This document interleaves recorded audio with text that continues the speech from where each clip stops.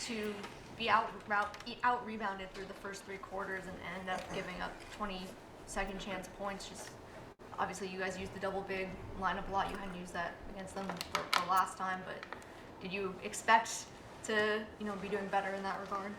Yeah, I mean, we got dominated in those two areas, rebounding and transition, fast break points. I mean, we end up 16 to 10 offensive rebounds, but they converted. We were only 3 for 14, and they were 7 for 13, so they doubled our points there, and then 14-0 transition.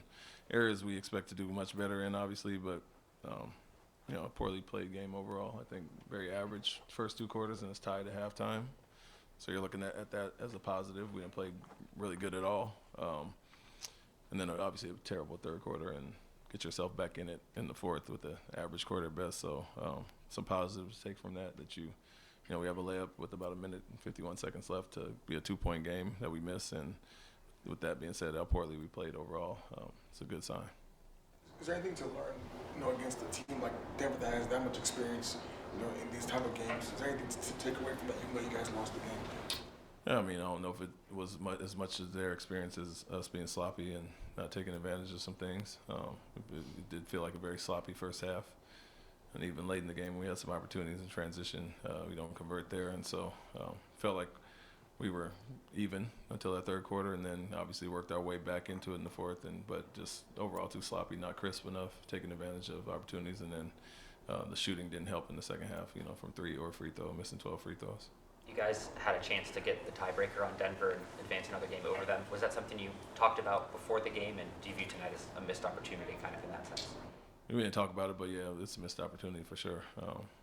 We'll see them again, obviously, but regardless of tiebreaker or any of that, the standings and where we're at right now, how close we all are, so definitely a missed opportunity. Of course, as a coach, there's only so much you can do with the free throw shooting, but as you get closer to the postseason, is that a concern for you at all?